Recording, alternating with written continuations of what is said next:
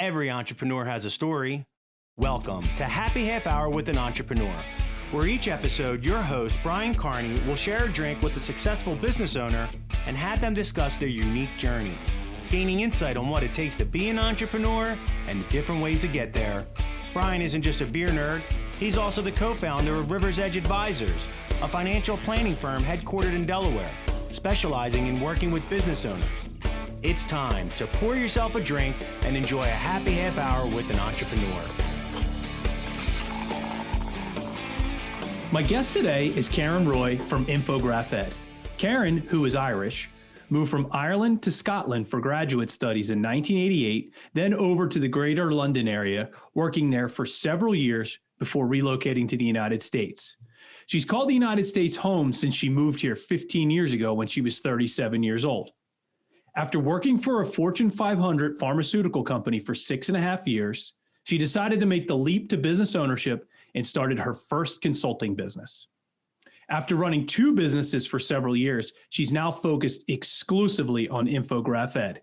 The business has won a number of awards for its work in transforming complex information and data into engaging visual communications for the healthcare space. And if you're going to interview someone from Ireland, you should probably have an Irish beer. So I'm going to be drinking a Harp Irish Lager. Karen's going to be drinking Dingle Gin with grapefruit and rosemary tonic. And with that, I'd like to welcome Karen. Cheers. Cheers. So this is our first Zoom call all week. Yeah, this is our first international episode since you are actually in Ireland right now as we record this. I am, yes. Combination of holiday plans, COVID plans, and travel restrictions. So a little longer than I planned. Well, that's all right. I'm glad we could do this. So tell us a little bit about how you actually ended up in the United States. Right. So like a lot of things in life, it was never part of the plan. Really, I was working for that same biopharmaceutical company you mentioned in the intro in the London area. I had been with them for 10, 11 years at the time. And one of the vice presidents came over and said, hey, we're creating a new department. So at the time, one of the regulatory requirements that was coming in pharma was they needed to firewall off a function that was giving grants for medical education for clinicians. And they were building a whole new team. And he came over, took me out for lunch. We had fish and chips and a beer, and he showed me the org chart and he said, this is the job I'd like you to take. What do you think? And I went, okay. That's great. So you didn't have grand plans to come to the United States. You just ended up here.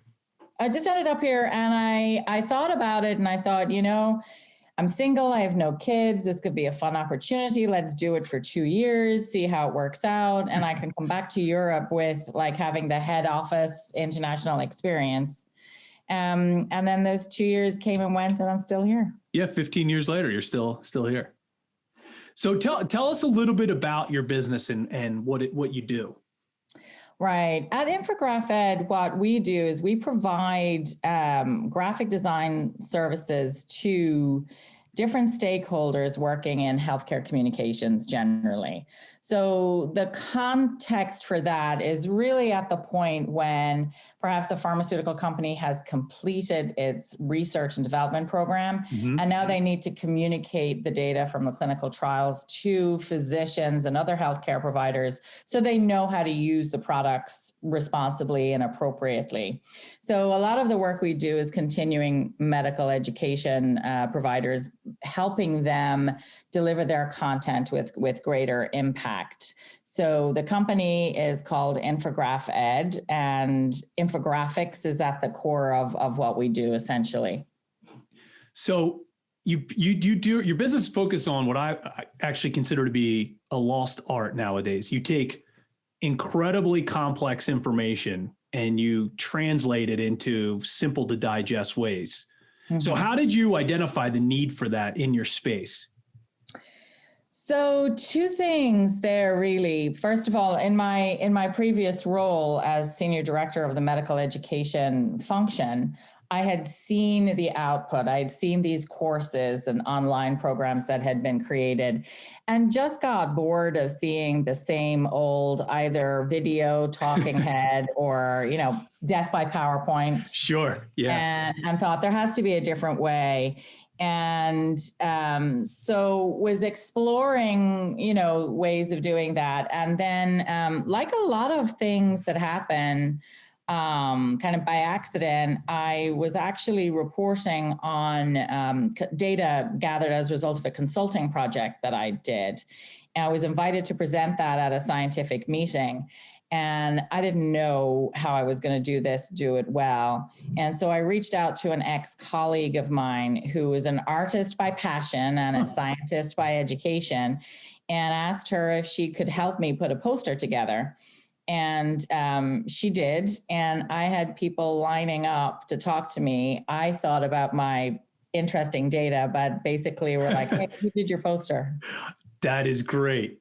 And that's how the company started. I drove home from the conference saying, I think there's something here. We should think about this. That's actually amazing. So do you have competitors? Are there other people that do what you do in your space? Not uniquely. So infographics and data visualization is an emerging field. It's a trend in how we communicate information. You'll have seen it even in the consumer space, it's becoming more and more common. So a lot of other agencies include infographics and data visualization maybe as part of what they do. Right. But with us, it's uniquely all that we do. And I haven't seen anyone yet who delivers interactive infographics the way we do. By interactive, I mean, we can provide the opportunity for a reader or a learner to engage directly with data. So if you want to segment things out by patient type or by dose or comparative drugs in a study, you can do that with a click, and we collect all of that information on the back end. So that's something that's pretty unique to us. Yeah, definitely. So who hires you guys? What types of companies hire you?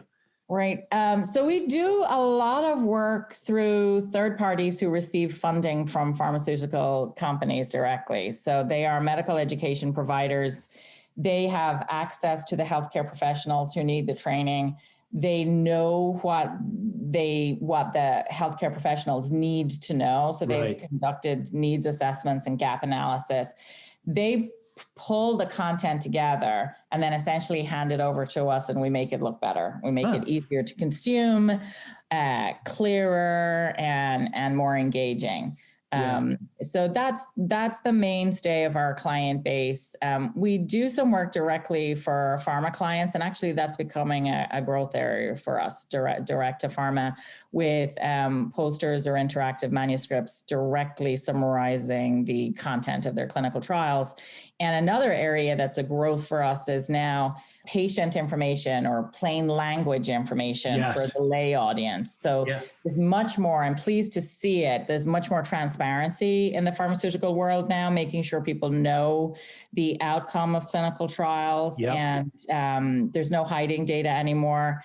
And the first attempts to kind of open this up was directed at healthcare professionals and researchers, but now it's to the general public too. So our approach of simplifying things and making it more visual, less words, more pictures, make it appropriate for that venue too.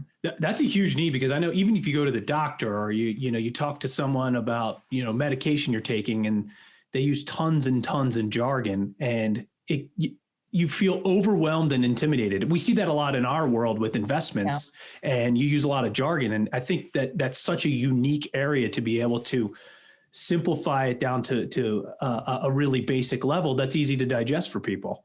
Yeah. And using technology. I mean, everyone's got one of these, right? Sure. In some way, shape, or form. Yeah. And using, delivering information in a more digital way. I'm at the age now, Brian, where I can't read the information in package inserts. Right. If I have to open medication for anything, I've got the glasses, I'm trying to hold it out here. There's too much. Yes. Like, sometimes you're like, I just want to know how many of these I should take in 24 hours. Make it simple. Yeah. So it's getting to the information that you want quickly and then conveying it clearly. It's so funny you say that. I just recently hung a television and the directions came and I couldn't get through them. My wife had to read the directions. And in fairness, full disclosure, she actually did end up hanging the TV herself because I couldn't pay attention to the directions because it really is a real problem. So you, much like a lot of other people, they start working for a Fortune 500 company and they go, I don't want to do this anymore. I think I can go out and start a business. Did you always think you'd end up as a business owner, or when did you realize that you needed to make the shift from the secure, steady paycheck of a Fortune 500 salary and benefits and then go out and take the leap into the world of being an entrepreneur? Mm-hmm. So I'd love to say that I always wanted to do this, but honestly, I really wasn't brave enough. I knew I wanted to do something different. I knew I wanted to. So initially I started consulting, and I knew that I enjoyed that. I enjoyed advising and troubleshooting and sort of trying to break down, a project. But I wasn't brave enough to step out and do it myself until, it's kind of bad news, good news. The company I was working for was acquired. And there was an opportunity for a severance and to exit.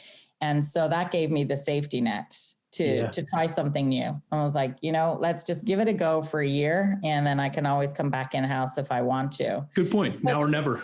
Yeah, exactly. And I mean, it was just too good to pass up. And I was lucky in my personal circumstances. There wasn't a risk for anybody else. Right.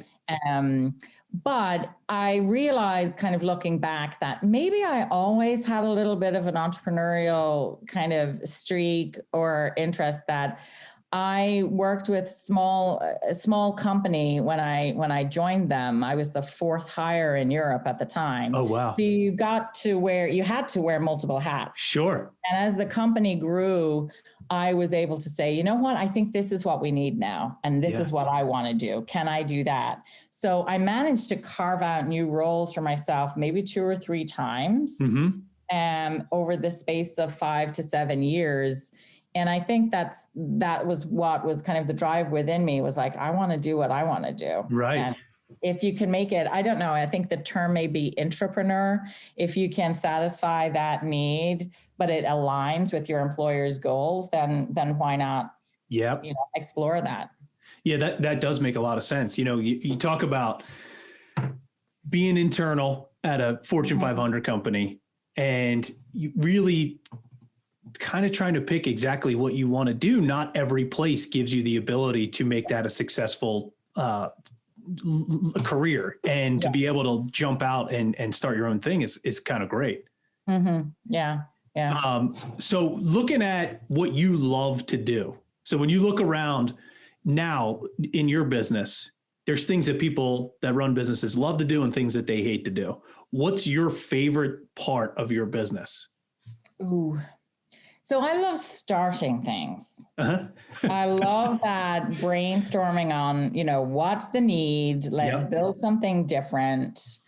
Starting a relationship with a client, that I get a high from it. Like when you've just hit on something. Right. And this is what they want. And then deliver that. So I love that new, kind of building things. Yeah. And that's what motivates me the most. Yep. What do you like the least?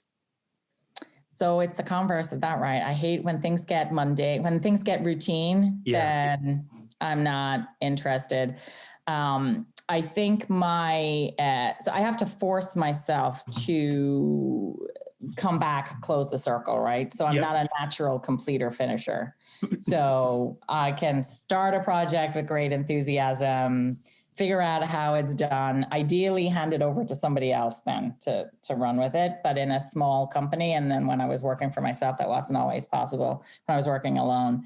So that's something I have to really knuckle down and force myself to do is to come back and finish it. And what I hate now more about running a company is just there's more, I call it administrivia. I love that term.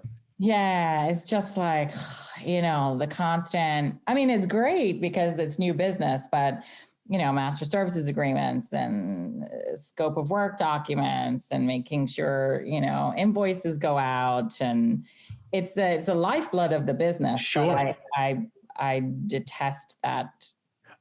I refer to that as the weeds. That's like being in the weeds. I like to be up top and doing the same things that you talk about doing, like planning and big picture type of things. But it can be an energy suck to get down and like, well, we had this form signed. Should we have had this form? That kind of thing. Yeah. Yeah. And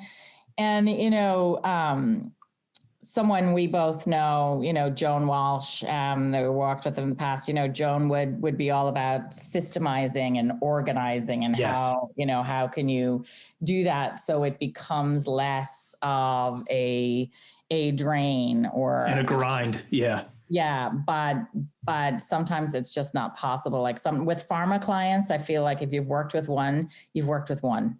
Right. The next contract it's totally different. Yeah. Yeah. That's interesting. Well, I do think there takes a really strong sense of lack of ego to look at a business and say, I'm really good at this and I'm really bad at this, and I don't want to do that. And I think it does take a certain type of person where sometimes you have those high driving type A's where they think that, they're invincible and they can do everything. But I think it does take checking your ego a little bit and saying, I really don't like this. I need to hire someone to help me do that. Yeah. How have you been able to do that in your business? Yeah. I mean, right from the get-go. So, so part of my journey was like when I exited out of pharma, I worked as a consultant for a number of years, just as a sole proprietor, just me. And I liked that. And then, there wasn't so much of the stuff I didn't like. And then when I started thinking about Infograph ED, I mean, it was the colleague that I mentioned before who did the poster. Yeah. I mean, I had all these ideas for this great company. There's no way in hell. I don't have the skill set. Right. So you have to, I think you just have to identify what you're not good at and find people who complement that and bring them to it. So Bavel, my business partner now, I mean, she really is the brains behind how we execute and deliver That's great. what we do. Yeah. And I have to be careful because my personality is I might tend to sort of step in and say, well, why don't we do it this way? Or right. If we did it that way. And that usually uncovers that I really don't know what I'm talking about. That's great. So, just looking for the right people, and they may change, people, the profile of who you need at a point in time may change as companies, grow and deliver. And yeah, that can be good news, bad news too. For sure. Yeah. Well, you mentioned your consulting business. So you started your consulting business and you were running Infograph ED at the same time. How was that overlap? Exhausting, exhilarating? Yeah, kind of all of the above. So early on, it wasn't too bad because we were finding our feet, and actually my business partner had her own company. Okay. So she had a design company, and so we both agreed, we'll continue doing what we're doing separately and then come together for this and see how that worked. And my consulting business kind of had the same network or potential pool of clients that we would pull from. So that then became a natural way to grow Infograph ED. Yeah. But it did become like competing, like, which kid do you love the most? Who are you going to spend time with today? Yeah. And also, it's also like then two kids to feed, because you're going to, who am I going to nourish and sort of grow today, versus not spending time with the other one. So, you can tell I'm not a parent. Who would you love the most? So After a couple of years, it became more challenging as both businesses grew, actually. Yeah. So my consulting business grew to the point where I had 2 other people working with me there as well, because I got asked to run meetings and advisory boards and events. So I needed a meeting planner, and sure. And that became great. And then the decision to kind of go all in with Infograph Ed really became the point when I had to sit down and think, like, where was the longer term gain? Mm-hmm. So as a consultant, as a sole proprietor, right, it's like you eat what you kill, right? It's just that project, that time. When it's just you, it's good when it's good, and it can be lean at times as well. But it was never going to get any bigger because it was still just me. Yep. Right. Unless I changed the model, which I didn't want to do. Yep. With Infograph Ed, there was the potential that this could become bigger. And that was an active decision that I had to make, because I never really set out to build a team to be responsible for 8, 10, 12 other people's income. Right. A lot of pressure. Yeah. So that has been a big shift for me over the last couple of years, is kind of getting comfortable with that. Yeah.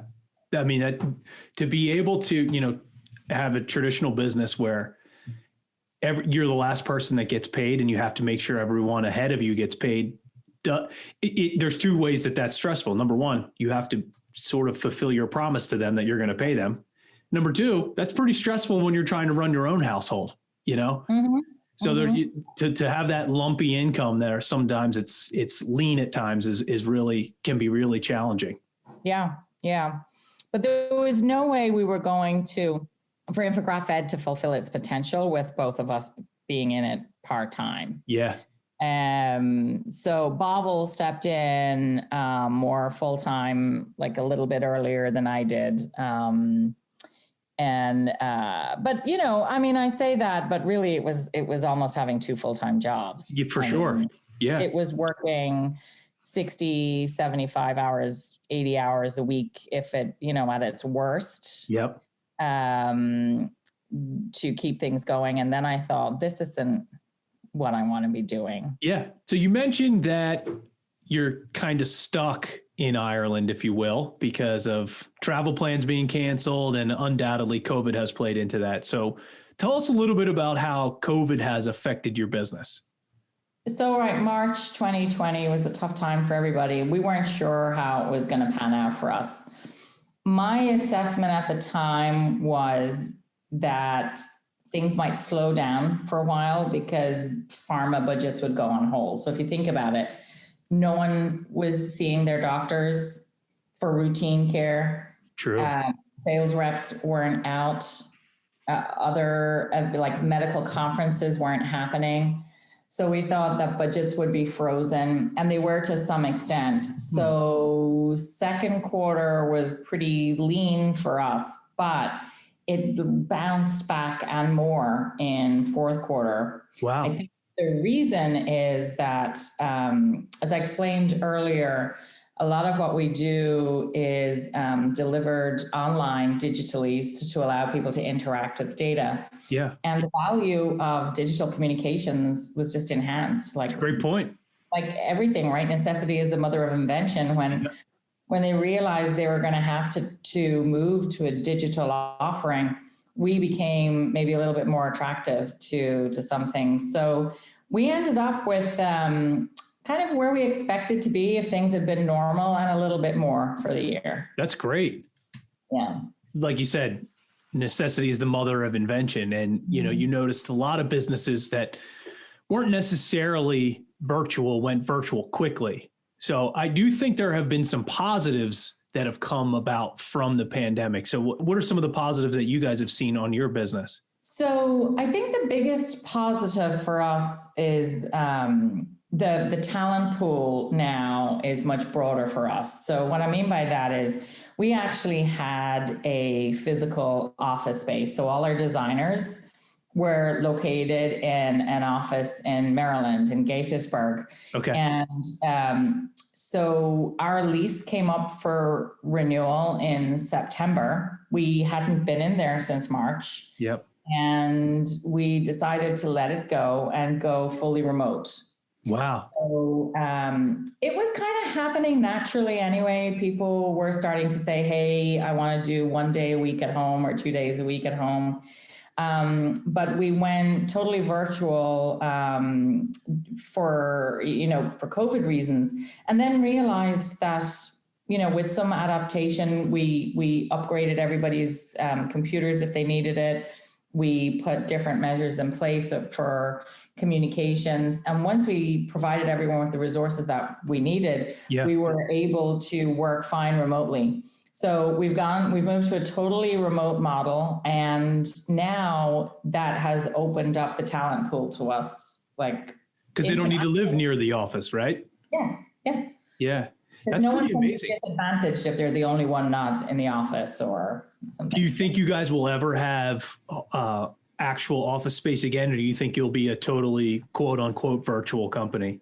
I think we'll be, as Infograph ED, I think we will stay as a virtual company with a desire to maybe get together once a month or something for training. I think it is very important as well to keep a social connection. So one of the things I worked really hard on was encouraging people to stay in touch.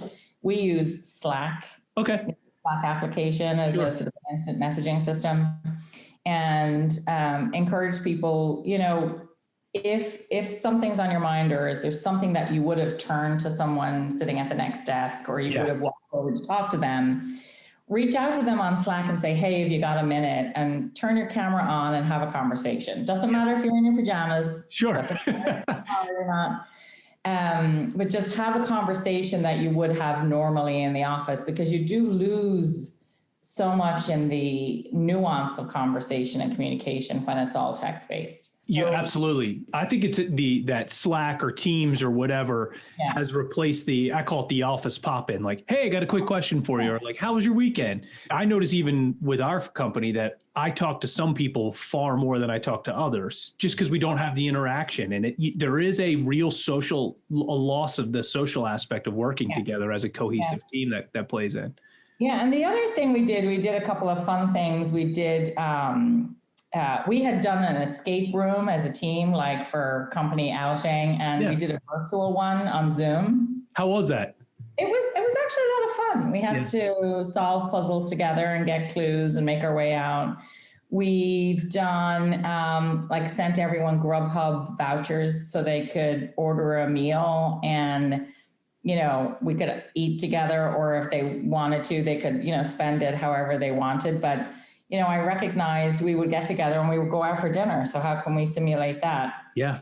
And we had a group mind reader thing on Zoom, which was fun. And then my favorite is we did a virtual long distance walk from Los Angeles up to San Francisco and across the Golden Gate Bridge. And it shows you where you are on the map, who has contributed how many miles. Oh, that's great. And stuff like that. And it just gave us something fun to talk about every Monday on our project meeting. Where are we? I think it's really huge and so important to build that team and to have a really high functioning team together. And you need to do things like that. Yes. So when you guys were all together, obviously you live outside of Philadelphia. Gaithersburg is not super close. Mm-hmm. How did you guys do it pre-pandemic? How did you focus on building that culture? I don't think we were as thoughtful about it beforehand, because I think it was just everybody gets together. They must like each other. Right. Not otherwise, no effort. It took no effort to make it happen before. Yeah. And I would go down maybe once every couple of months, if that. So I feel a little bit more connected to the team than I did before. Yeah. And I think just being more thoughtful about it and checking in with people, how are you doing? I mean, everybody's got some additional layer of complexity right now. Very true. have kids at home, or maybe you live alone and you're not seeing anyone at all. Yeah. That isolation is really difficult. Yeah. So, just recognizing that, again, we try to avoid having a sort of a presentee culture. I mean, I really don't care as long as the work gets done. Sure. But if you need to leave and go for a walk in the middle of the day, if that's your mental health check, it's your only opportunity for exercise. Maybe it's your only opportunity to get away from the kids or meet a friend.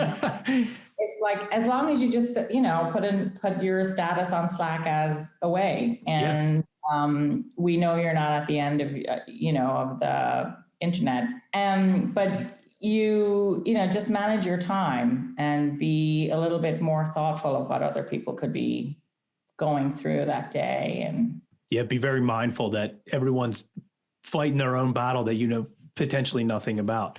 Yeah, exactly. Yeah. So it is interesting that, looking at the whole dynamics of COVID and how it affects people's ability to work. I think before the pandemic, I think the traditional 8:30 to 4:30 or 8:30 to 5 or 9 to 5 work life was falling apart a little bit. I feel like it's almost not necessarily obliterated, but really you might work, to your point, 9 to 12, take a walk for an hour, get some fresh air, hop back on at 2, hop back on at 10 p.m. because your kids are, running around all day and you need you need to finish some things up. So I think that is another potential advantage, that still get the work done, but kind of on your own terms. Yeah. And not this need to be perfect. I mean, we've all seen into everyone. I mean, you've seen me in 2 locations tonight. Yep. But we've all seen into like the CNN newsreaders' bedrooms and, celebrities broadcasting from home. And I think that pressure to be on and be perfect and be kind of, business dressed and everything is just gone by the wayside now. If you can show up and you can contribute, then that's great. Yeah. And I think it's a good thing. And in fact, I'm sure I saw something on the news today from Ireland that now, I think they said it was something like half the workforce want the option to work from home. Yeah. Goes back. And they're going to make it a requirement that your employer has to consider it. I think commercial real estate from the traditional office setting might have some substantial troubles. I'm not exactly going out on a limb there, but I even think, that shared working space environment might become more and more popular, like WeWork or any other type of shared working space. Or if you had a company and you needed 6,000 square feet, well, maybe you only need 3,000 now, because you can work at this desk on Monday and Tuesday, and I can work there on Wednesday and Thursday and not skip a beat. Yeah. That is interesting. Yeah. So as you look back on your career and your journey into entrepreneurship, you've certainly had people that have likely influenced you through maybe at different times in your career. Who are some of the people that you can look back on and are thrilled that they came into your life when they did? So my first boss, actually, a guy called Jerry Duffy, he passed away a few years ago, unfortunately. He gave me my first shot. He actually interviewed me for my first job in pharma as a sales rep. Apparently, within 5 minutes, decided I was not a good fit. Liked me and kept talking so that I wouldn't know it was over. And in the course of the conversation, he then said, "Hey, she's not right for this role, but she might be right for another role." Wow. And that role was actually something it was for a hospital specialist sales position. So back then it would have been something you were promoted into, that you served your time with general practice and maybe pharmacy, retail. Right. And he put me forward for that hospital specialist role. And people were like, "She's brand new. She knows nothing. She's never worked before." And he had faith in me, and he was just a great mentor, a really great sounding board, and an example to me of what a really supportive manager could be. Yep. And after 2 years of doing that, I knew it wasn't a career I wanted to spend my time in. He knew, and he actually helped me get my next job. Oh, wow. Out of sales into clinical research. Yeah. So, either he didn't like me as much as I thought he did, and he wanted He's trying to get rid of you. But no, he was very supportive, very nurturing. And he was like, you know what, this has been great. You've done well. But yeah, he supported me in moving on to a different role. That's fantastic to have that in that type of environment. Yeah, he was great. And then later on, actually, just before I was leaving the UK, I worked with we brought her in as a consultant to our team, Karen Winterhalter. So we were two Karens working together, and we had an interesting, very high profile project for the company. And I learned so much from her. She, again, was a great influence on me, had a lot of fun doing her job, great way of getting people to work with her. Sure. And making it look seamless. Like she just looked like she was having a party all the time. That's great. But the amount of work and preparation that she did was, the foundation of all of that. And she actually helped me recognize skills and strengths that I didn't realize maybe that I had. Yeah. So it was a great confidence boost at the time. And she was great. And Karen set up her own business, Onyx Health, and I've kind of followed her career since. But she was a major influence on me as well. That's great. Well, we know that business ownership isn't always rainbows and sunshine. So, can you point back to a time of maybe the lowest point of your career, or even lowest point of owning your businesses? Yeah, I think the lowest point in my career overall was probably just before I left the corporate world, when you and I, around the time you and I met. Yeah. And I was in a place then where I was feeling very undervalued, felt I was being overlooked, but I was also frustrated at my own inability to do anything about it, and feeling very trapped. Mm-hmm. And feeling that, I worked so hard and I cared so much about what I did. Yeah. That somehow that should count for more than it did.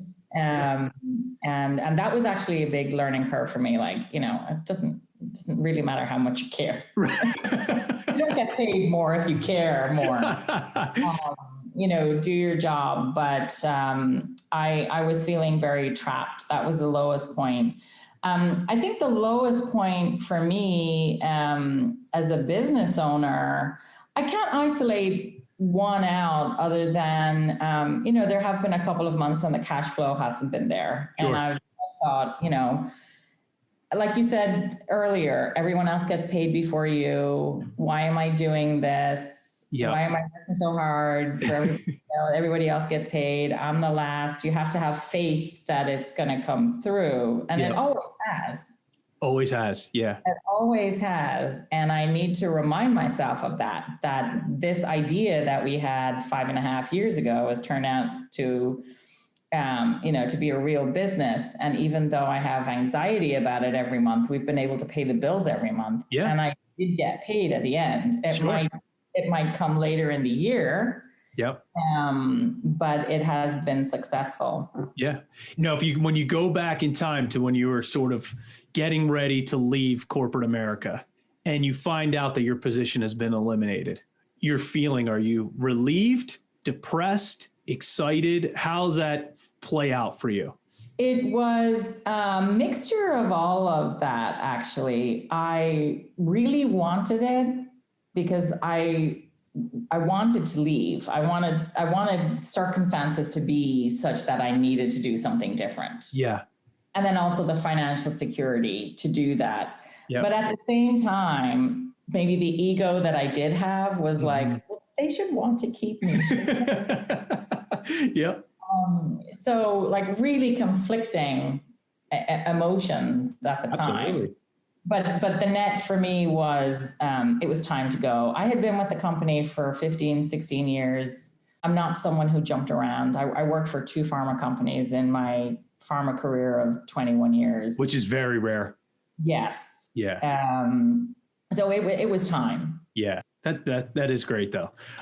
So if you could go back in time to maybe when you're in your 20s and you could visit yourself now, for your present self could go back in time and visit you then, what would you tell yourself? Apart from don't get that perm.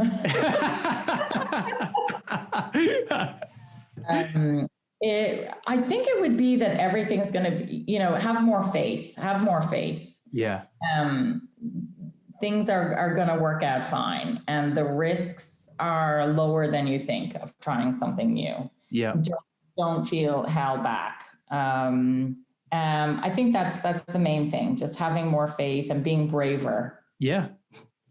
And know that everything will work itself out. Yeah. And if it doesn't work out, it was just the wrong thing, and you'll make another decision and it'll be fine. I do think there's that stress when you're in your 20s where the job that you pick, you're like, this has got to be my lifelong thing. Mm-hmm. And as you get older, you can kind of look back and go, well, who cares? Go somewhere else. If you're not happy and you don't like what you're doing, but you have to have a plan, figure it out. Don't just complain about it. But I think that was when I was in my 20s. Absolutely. Now the world's their oyster and they know it. Yeah, you're right. And I work with a lot of people in that age group now. A lot of our designers are, half my age almost. Right. Yeah. And the confidence that they have astounds me. Yeah. And their willingness to ask for what they want. Yep. And not feeling embarrassed by that impresses me. And I really wish that I'd had more of that at that time. Oh, I totally agree with you. I find it fascinating, the different generations that work together. I started out working for, my second job, I worked for a baby boomer and he's about 70 now. And he used to say things like, well, you have to pay your dues. And I said, well, what does that mean? Well, I paid my dues, so you have to pay them. And you're like, well, that doesn't really make sense. So now, if you look at the generation that's coming into the workforce, they're very confident and they go, I don't want to do this. Yeah. And I totally agree with you. I love it. I think it's great. Yeah. It takes some adjusting. I mean, I'm the oldest person in our company, I think. Yeah. There's somebody within a week of me. But the youngest person is less than half my age. Yeah. And we've got everything in between. And I struggle with it a little bit. But I've come to love it. I'm impressed by them. I think they're going to get places faster than we did. Yep. And they're thinking about the important things earlier on, like what their value is. Yes. What their contribution is, how they want their lives to be balance-wise. Yep. Everything that I think, people my age kind of came to when it was almost too late to do anything about it. Maybe. Yeah. You're right. It's a great point. Yeah. To be able for them to be able to say what they want and to verbalize it and feel confident. And I remember I had a conversation with one of my senior partners one time where he said, you can't be partner until you've worked here for 10 years. And I said, well, why? And he said, because that's the deal. And I'm like, but why? And he didn't have an answer. So, and I was definitely not confident enough to challenge that conversation. So I think, if I was coming up now, I would have had the confidence to be able to handle that. Yeah. It is interesting. Well, this was awesome. I really appreciate your time today. I really enjoyed it. It's great that we have our first international episode. We had a little hiccup with some of the technology, but that's okay. But so I just want to thank you so much for your time today. And if you'd like to learn more about Karen's business, Infograph Ed, please go to her website. That's infograph-ed.com. Karen, thank you so much for your time and cheers. Thanks, Brian. Safe travels back. Oh, dear. Thank you for listening to Happy Half Hour with an Entrepreneur, sponsored by Rivers Edge Advisors. For more information on how Rivers Edge Advisors can help you, visit their website at riversedgeadvisors.com. If you'd like to connect with Brian Carney for business advice or just to share a beer, follow him on Instagram at riversedgeadvisors_LLC.